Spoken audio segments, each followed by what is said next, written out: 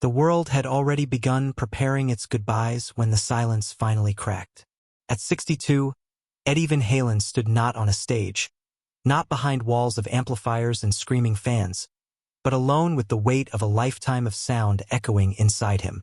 This was not the story of fingers that changed rock music forever.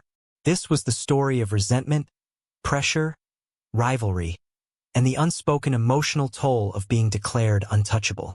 Behind the smiling virtuoso and the volcanic solos lived a man quietly measuring himself against others, sometimes with admiration, sometimes with anger, sometimes with a bitterness he rarely allowed the world to see.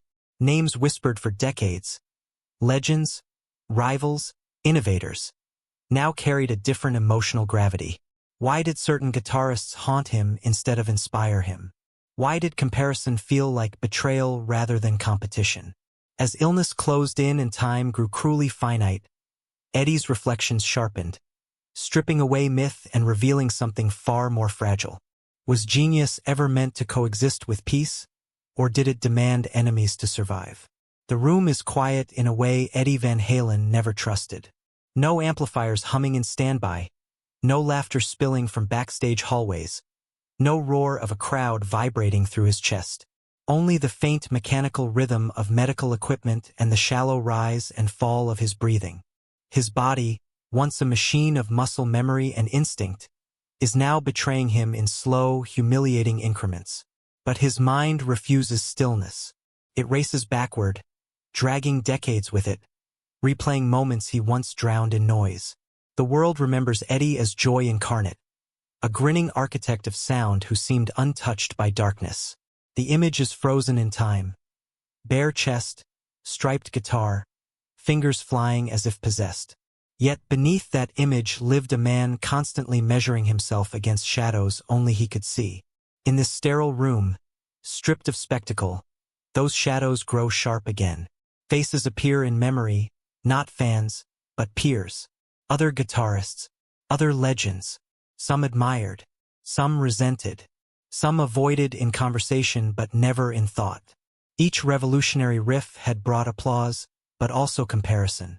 Each declaration of the greatest carried a silent asterisk, followed by another name whispered by critics, by fans, by the industry. Eddie had learned early that greatness was not a destination, but a fragile position that could be challenged at any moment. The smiles he offered the world often hid the tightening in his chest when another guitarist was praised for innovation, when a new sound threatened to shift the center of gravity he had worked so brutally to control. Here, at the edge of time, the truth becomes unavoidable. Not every rivalry was playful. Not every critique slid off his skin. Some names had lodged themselves deep, becoming symbols of everything he feared. Being surpassed, misunderstood, replaced. These were not petty grudges. They were emotional fault lines formed by years of pressure, expectation, and a lifelong need to prove that his voice mattered more than the noise around it. Illness has stripped away the defenses. Without distortion to hide behind, Eddie is left with clarity that feels cruel in its precision. He recognizes now that some conflicts were never resolved because he never allowed them to surface honestly. They were buried beneath success, applause, and relentless forward motion. The tragedy is not that time is ending. It is that certain emotional battles were postponed so long they may never find peace. As the room sinks back into silence, a single question lingers in the air, unanswered and unsettling. Were the rivals he couldn't stand truly his enemies, or were they reflections of a fear he spent a lifetime running from? Long before stadiums and spotlights, the pressure began in smaller rooms filled with discipline and expectation. Eddie's childhood is shaped by structure that leaves little room for softness. Music is not introduced as joy, but as responsibility. Every note carries weight. Every mistake feels amplified. In this environment, approval is something earned, not given freely, and comparison becomes a constant presence. The young Eddie learns quickly that being good is never enough. There is always someone else practicing longer, performing cleaner, reaching higher. Competition is not external. It is woven into daily life. Praise arrives sparingly, and when it does, it is accompanied by the unspoken warning that it can vanish just as easily. This early conditioning plants a deep fear of inadequacy, one that talent alone can never fully quiet. As his skill accelerates beyond his peers, isolation grows alongside it. Music becomes both refuge and prison. He pours himself into the instrument because it is the one place where control feels possible. Yet even there, he senses the invisible audience, judging, ranking, comparing. Other musicians are no longer just children learning alongside him.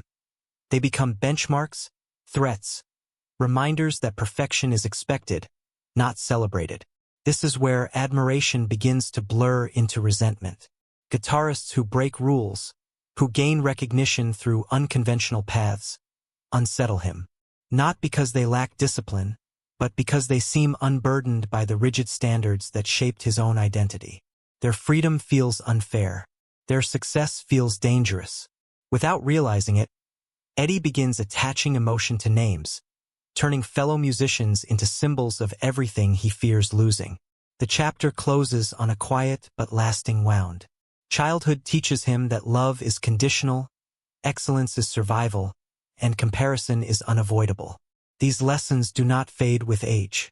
They follow him into adulthood, into fame, into every interaction with peers who unknowingly touch nerves formed long before the world ever knew his name. And beneath it all, a question quietly forms. If his worth was always measured against others, could he ever truly stand beside them without feeling threatened? When Eddie Van Halen detonates onto the music world, it feels less like an arrival and more like a disruption. His sound does not politely enter the conversation. It rewrites it. Stages erupt, critics scramble for language, and young musicians suddenly realize the instrument they thought they understood has been reinvented overnight. On the surface, it is triumph. Beneath it, the pressure intensifies. Fame introduces a new kind of isolation. Surrounded by people, Eddie feels increasingly alone. The studio becomes his sanctuary, a place where sound can still be controlled, shaped, perfected. Yet even there, the outside world seeps in. Interviews compare him to other guitarists. Articles speculate about who will be next to challenge him. Praise becomes a double-edged blade, sharp with expectation. As innovation becomes his identity, Eddie feels trapped by it. He is expected to outdo himself endlessly, to remain untouchable in a landscape hungry for the next revolution. Other guitarists, celebrated for their own brilliance, begin to feel less like peers and more like warnings. Each new style, each critical darling, triggers the old childhood fear. What if this time he is not enough? Resentment grows quietly, fed by exhaustion and misunderstanding. Some musicians represent paths he refused to take. Others reflect aspects of himself he struggles to accept. Publicly, he remains gracious. Privately, irritation hardens into something heavier. Competition stops feeling creative and starts feeling personal. The psychological weight becomes suffocating. Eddie's genius is undeniable, but so is the cost. The more he changes the instrument, the more he distances himself from those who play it. Connection gives way to comparison. Admiration turns brittle. He begins to guard his legacy not just with sound, but with emotional distance. As the chapter closes, the tension sharpens. Eddie has reached heights few will ever touch, yet the loneliness is deeper than ever. Surrounded by applause, he senses the fragile truth. Being revolutionary means standing alone, and the higher he climbs, the more rivals he believes he must push away to survive. At the peak of his power, Eddie Van Halen becomes more myth than man. The industry crowns him untouchable, a living benchmark against which all others are measured. Yet the title feels less like honor and more like confinement. Expectations press in from every side, leaving no room for vulnerability, no permission to falter. Every new guitarist praised as a visionary feels like an intrusion into territory Eddie has fought to protect. Critics frame innovation as a relay race, always searching for the next hand to take the baton. For Eddie, this narrative ignites a deep, simmering anxiety. His relevance feels constantly under review. His legacy feels perpetually unfinished. The pressure seeps into his personal life, manifesting as frustration and withdrawal. The joy that once fueled his playing becomes harder to access. Illness begins its quiet advance, a reminder that time is not infinite. Mortality sharpens every insecurity, transforming competition into something existential. The names that once irritated him now haunt him, symbols of a world moving forward without waiting. In moments of solitude, Eddie confronts an unbearable thought, that being the best may have cost him peace. The resentment he carried was never about hatred. It was about fear. Fear of being forgotten.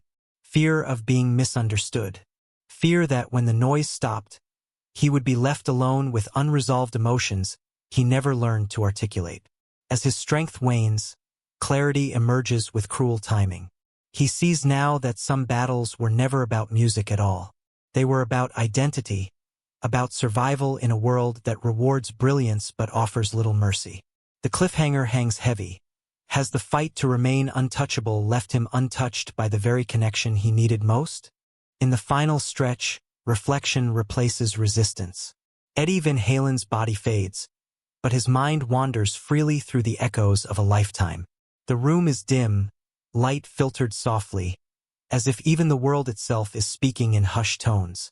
Here, stripped of expectation, he finally allows himself to see the full shape of his journey. The guitarists he once couldn't stand appear again, but differently now. No longer adversaries, they are markers, points along a path defined by fear, ambition, and relentless comparison. Each represented something unresolved within him. Each rivalry was a conversation he never fully had, with them or with himself. The bitterness loses its edge, replaced by something quieter and more painful: understanding. Eddie recognizes that resentment never protected him the way he believed it did. It did not preserve his legacy. It only isolated him further. Genius gave him everything the world could offer, yet it demanded a price few ever see. As the story closes, his legacy is reframed, not just in solos or innovation, but in the human cost of brilliance. The sound he leaves behind is immortal, but the emotional journey remains unresolved. The final silence carries a question that lingers long after the last note fades. Does greatness require inner conflict? Or did Eddie's story simply reveal the cost of never learning how to let it go?